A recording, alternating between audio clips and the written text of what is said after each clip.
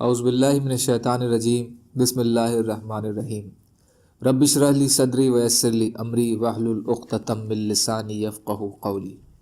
ریاض الصالحین حصہ اول، چھپے اور ظاہری حالات کے بیان۔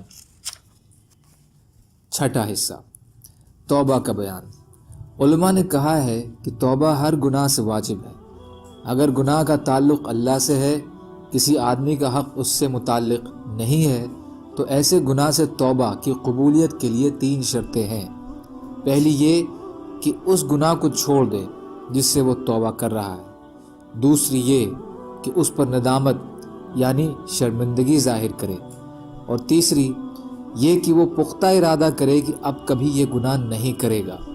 اگر 3 شرطوں میں سے ایک بھی شرط نہیں ہوگی تو توبہ صحیح نہیں ہوگی، اور اگر اس گناہ کا تعلق دوسرے آدمیوں سے ہے تو اس کے لیے 4 شرطیں ہیں۔ 3 وہی شرطیں ہیں جو ابھی گزر چکی ہیں، اور چوتھی شرط یہ ہے کہ وہ صاحب حق کا حق ادا کرے۔ اگر کسی کا مال یا اسی قسم کی کوئی چیز ناجائز طریقے سے لی ہو تو اسے واپس کرے۔ کسی پر تہمت لگائی ہو تو اس کی حد اپنے نفس پر لگوائے یا اس سے معافی طلب کر کے اس کو راضی کرے۔ اگر کسی ایک یا کچھ ایک گناہ سے توبہ کرے گا تو اہل سنت کے نزدیک توبہ تو صحیح ہے، لیکن یہ توبہ صرف اسی گناہ سے ہوگی، دوسرے گناہ اس کے ذمے باقی رہیں گے جب تک ان سے بھی توبہ نہیں کرے گا۔ توبہ کے قبول پر کتاب و سنت کے بہت سے ترک اور امت کی سہمتی ہے۔ اللہ تعالیٰ نے فرمایا ہے، اے مومنو، سب کے سب اللہ کی طرف رجوع توبہ کرو، شاید تم کامیاب ہو جاؤ۔ اور فرمایا، اپنے رب سے استغفار کرو اور اس کی طرف رجوع کرو۔ اور بھی فرمایا کہ اے ایمان والوں، اللہ کی طرف خالص توبہ کرو۔ حضرت ابو ہریرہ رضی اللہ تعالیٰ عنہ سے روایت ہے کہ رسول کریم صلی اللہ علیہ وسلم نے فرمایا، اللہ کی قسم، میں دن میں 70 مرتبہ سے زیادہ اللہ سے گناہوں کی بخشش مانگتا ہوں اور اس کی بارگاہ میں توبہ کرتا ہوں۔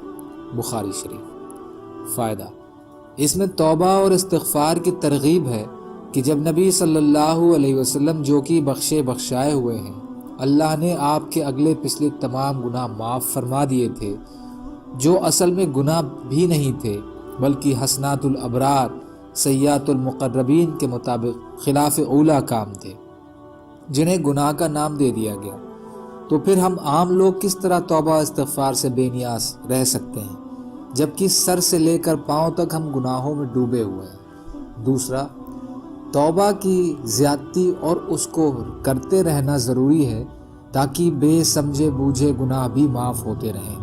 اگلی حدیث میں بھی توبہ کی تاکید ہے۔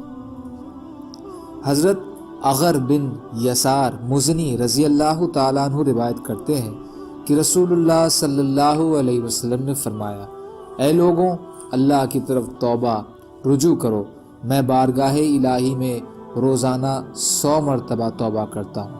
مسلم شریف کی حدیث۔ حضرت ابو حمزہ انس بن مالک انصاری رضی اللہ تعالیٰ عنہ رسول اللہ صلی اللہ علیہ وسلم کے خادم سے روایت ہے کہ رسول اللہ صلی اللہ علیہ وسلم نے فرمایا، اللہ تعالیٰ اپنے بندے کی توبہ سے اس انسان سے کہیں زیادہ خوش ہوتے ہیں جس نے کسی جنگل بیابان میں اپنا اونٹ گم کر کے پھر پا لیا ہو۔ بخاری و مسلم، اور مسلم کی ایک روایت کے الفاظ اس طرح ہیں کہ یقیناً اللہ تعالیٰ اپنے بندے کی توبہ سے جب وہ اس کی طرف توبہ کرتا ہے اس آدمی سے بھی زیادہ خوش ہوتے ہیں جو کسی جنگل بیابان میں اپنی سواری پر سوار ہو، اسی پر اس کے کھانے پینے کا سامان بھی ہو، وہ سواری اس سے چھوٹ جائے، تلاش کے بعد وہ اس سے مایوس ہو کر ایک پیڑ کے سائے تلے آ کر لیٹ جائے، جبکہ وہ سواری سے مایوس ہو چکا ہو کہ اتنے میں اچانک وہ سواری اس کے سامنے آ کھڑی ہو۔